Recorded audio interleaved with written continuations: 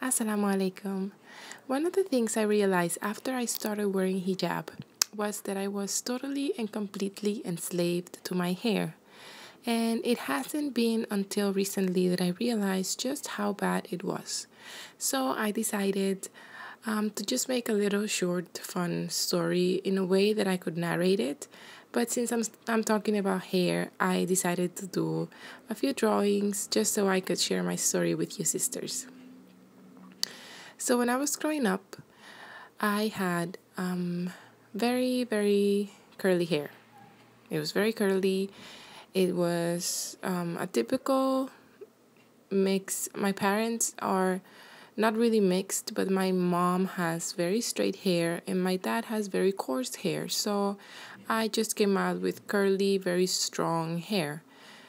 So, but to me, it was not a complication. I was just very happy. I was a very happy child. I didn't mind my hair at all. It was not something that was on my mind. And living in my country, which is very hot and there's a lot of humidity and everything, now that I think back into it, I think that curly hair is a good type of hair to have there because it's not, the upkeep of it is not so complicated. But, you know, when you grow up in a culture that sees curly hair as bad hair, we call it, it's hard to just live with yourself and deal with yourself every day and realizing that what other people think is beautiful is not what's on your head.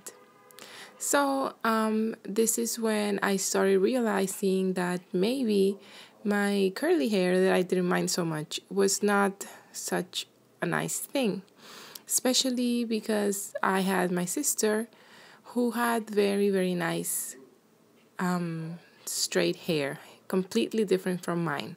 So, from my perspective, I thought that, you know, on her side of the of life. Things were beautiful. There were rainbows on top of her, and the birds were chirping and singing. And on my side, it was all kind of bad. And, that's just the idea that I had in my head because of what I had been exposed to. But also, I didn't only have this thought of bad hair and good hair from my family and friends and people around me, but that's pretty much everything you see in magazines. It's like for you to be pretty, you have to have long, luscious hair, and curly hair, at least when I was growing up, was not seen as something that would make you pretty or accepted in the society that I was. So there I was with my curly hair, and everybody was just admiring people who had straight hair, which is almost nobody in my country because even though we're very mixed, most of the people have coarse, wavy, or curly hair. So then I went from being this very happy go lucky child with a very soft heart and very content to just being a person that started relying a lot on looks. So not only did my curly hair had to go, but that my natural eyebrows also had to be reshaped because nobody can have bushy eyebrows and be pretty. And then, the whole deal with the makeup start, and you start to not like your body, and then you have to have all of these masks on you all the time. And it's something that starts to wear on your heart because you cannot really accept yourself as you are because you have people who are accepting this persona that you're created that is not who you really are. But if you have everybody just telling you like, oh, this is the good thing, this is beautiful, this is normal, then you kind of accept it even though deep within your heart you're not really happy about it. So then, and what happens is that when you start doing and what I'm talking about is relaxing my hair. When you start relaxing your hair, this whole routine starts to happen where you have to go to the beauty salon. You have to spend 30 minutes with a deep conditioning treatment. Then you have to wash that out, put the rollers, spend an hour in this horrible machine that just burns your head. And then after, you have to have somebody blow dry your hair straight so that you can be happy and have straight hair that is not even what God has sent you with. God sent you with curly hair, but that's not right. So you need to have this pretty straight hair. But then the other complication is that when you have straight hair and you are living in a country that has an average temperature of like 90 degrees, you're always sweating. Or if you're outside and it starts to rain, it's like the whole world is coming to an end because you just left the beauty salon and your hair is so pretty, and then the water is going to fall on it. It's going to mess up everything. So you have to run home like a crazy person because nobody really carries an umbrella in my country. So you just have to run home like a crazy person, and then you have to kind of blow dry your hair so you can reverse the damage that the few drops of water might have caused. And that is another amount of time that you have to spend on your hair.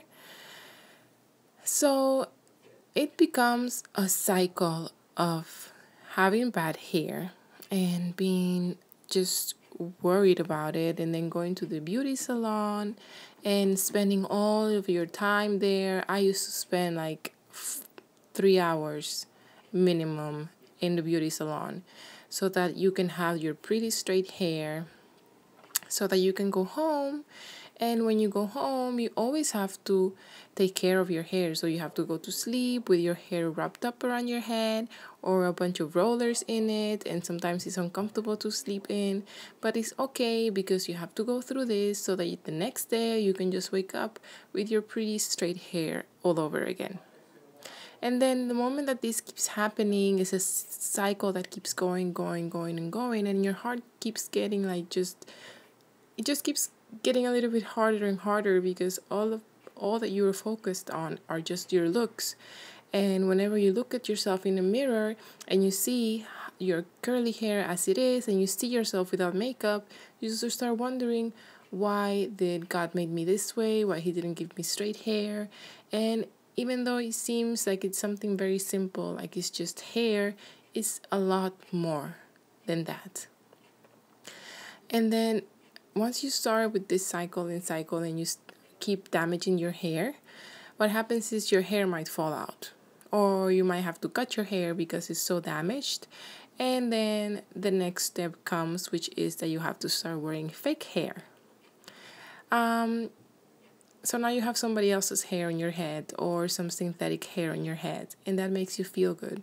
But then your heart just keeps getting like worse and worse because now all of your focus is on the outside, and you have barely no time left to focus on the inside.